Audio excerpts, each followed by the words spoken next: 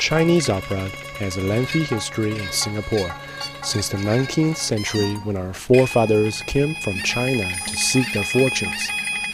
Along with them, they brought their culture and various art forms, opera being one of them. In the days where sources of entertainment came from live performances, crowds from all walks of life were kept enthralled for hours at end in open-air venues, and Chinese opera was a major entertainment outlet. There were diverse dialect groups among the Chinese immigrants, and thus a plethora of opera types. Hokkien opera was known for its portrayal of everyday living, Cantonese opera for its imitations of royalty and court happenings, and Peking opera gradually gained popularity in the 20th century in Singapore as Mandarin became an official language.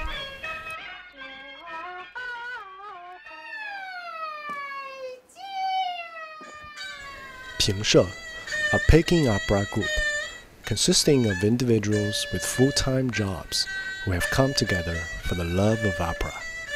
They meet as often as time allows them and are like a big family. The warm and welcoming opera troupe tries to actively organize performances which anyone, even without training, can take part. In fact, they're having a performance in September, and anybody with an interest can help backstage. Up till today, Pingshe has a history of over 70 years. The troupe upkeeps with the traditions of Peking opera and retains high standards of this craft in all aspects of performance, such as dialogue, speech, and diction. They have even traveled overseas to perform, sharing with others this wonderful craft. Master Yan, the current chairperson, is a full-time traditional Chinese medicine physician. 评社成立到今年已经差不多要74年了。评社为什么叫评社呢？因为以前呢，北京叫北平，京剧呢叫评剧，所以评社就叫为评社了。其实，评社就是一个业余京剧社。那个时候就是有一班那个南来的，从中国来这里，就是他们喜爱京剧，就组成了这个评社。我们的老社长啊，跟中国方面都有联系的。我们去过中国好多地方演出，像太原呐、北京啊，梅兰芳的故乡那个泰州啊，我们甚至去过云南演出。最拿手的几个剧目就是我们的《霸王别姬》、《铁公园》，还有楼台会。我们现在是在演出方面，我们一般上我们的是免费的，我们送票，我们尽量就是有中英文的字幕。但是京剧不是一天两天能够培养起来听得懂的，因为毕竟他唱的时候是一件很文言的，很困难啦。但是毕竟困难也是要做这个工作，也是属于文化的一个部分，传统文化的一个部分。We had the pleasure of having honorary chairman Chen Muhui singing 逍遥津. This song is set during the era of the Three Kingdoms, when General Cao Cao found that he was being schemed against and took revenge on his foes by having them killed. It is one of the more masterful pieces for the actor playing the older male lead role in Peking opera, and Chairman Chen's singing did not let us down indeed. Master Huang, who holds a full-time job as a secretary, sings for us 贵妃醉酒, a key piece of work by Maestro Mei Lanfang. It is a song sang by concubine Yang when Emperor Tang Minghuang did not keep to his earlier agreement with her to enjoy the scenery, resulting in a drunken episode whereby concubine Yang lost her composure. Obviously, opera brings in history and fiction together, allowing people of the 21st century to understand the music and culture of those times.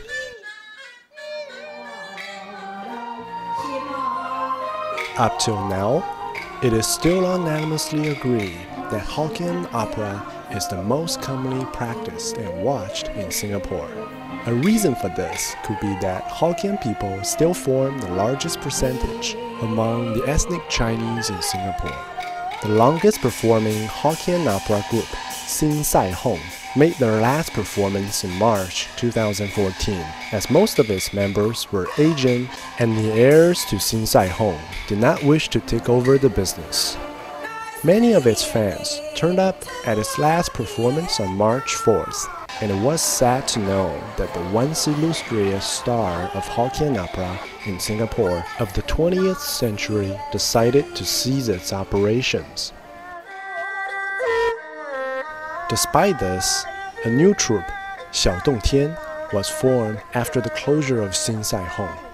Owned by Mr. Chai Longqi, it consists of some members originally from Sin Sai Hong and has about 10 artists at the moment. Even Sin Sai Hong's daughter-in-law is part of this new troupe. The performance we managed to catch was at Pending, Bukit Panjang, and the troupe had dedicated the afternoon show to their gods as usual. The story is about a rich girl who falls in love with a poor scholar, and her father finally agrees to accept her choice of spouse, giving his blessings for them to be together. The atmosphere backstage is lively and happening. The crew members and artists move around agilely, at ease with life on the wooden stage, which is their home for the next 2 days. They worship the god Tiandu Yuanshui, and everybody does not consume crabs around the stage, as folklore has it that the crab is the benefactor of Tiandu Yuanshui. Mr. Zhuang previously served at Sin Sai Hong as backstage manager. 我们整个编制大概在15个左右，可能比较有年纪的年轻人很少懂得说来欣赏这种传统东西了，所以我们也正在想办法怎么吸引年轻人来看。Madam Tao also previously performed for Sin Sai Hong. 新赛凤我是做30多年，因为新赛凤收了嘛，然后有新的班主起这个小洞天哦，然后我们就继续做下去哦。Wang Yichuan is only 24 years old. He has a full-time job in the government sector, so opera is really not so much as a side income, but more for interest. 耳濡目染啊，因为我们从小到大就看大戏长大，从小到大是唯一的兴趣来的。什么戏剧种都有剧本，他们都一定的唱词可以唱的。福建戏没有，就看有一张台，我们叫台手，我们大概给你讲个大纲，台词、唱词、口白你自己想，就是不要离题就对了。所以我觉得福建戏比较特别，是我们都能自由发挥。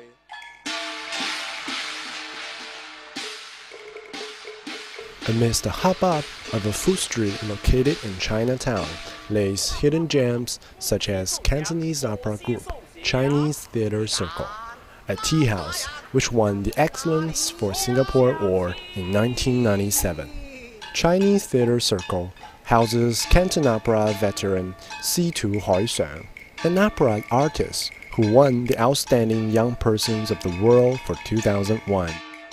Having begun her training in Chinese opera art since age 14, Ms. Si-tu has 39 years of experience under her belt. We catch her and Ms. Frances Wong performing 帝女花, a romantic and patriotic tragedy. The story is a popular tale of the last Ming princess who committed suicide with her consort upon the fall of the Ming dynasty rather than submit to the emperor of the new dynasty. Ms. Si-tu made the excerpt completely accessible to the tourists hailing from Australia, Spain, and Cambodia that evening by giving an introductory speech on the 4 main components of opera, such as makeup, dress, gestures and movements, as well as vocals. The informal lecture, delivered in English, would be a medium which appeals to a wider audience, and Ms. Si-tu's humor definitely helped in drawing the crowd. Chinese opera is not dead if you share in this dream, which so many practitioners share, if you have the heart to seek it out and the time to spare. Just like sipping a cup of tea, you have got to savor it, sip it slowly, and listen. Perhaps then, the music and lyrics will reveal themselves to you.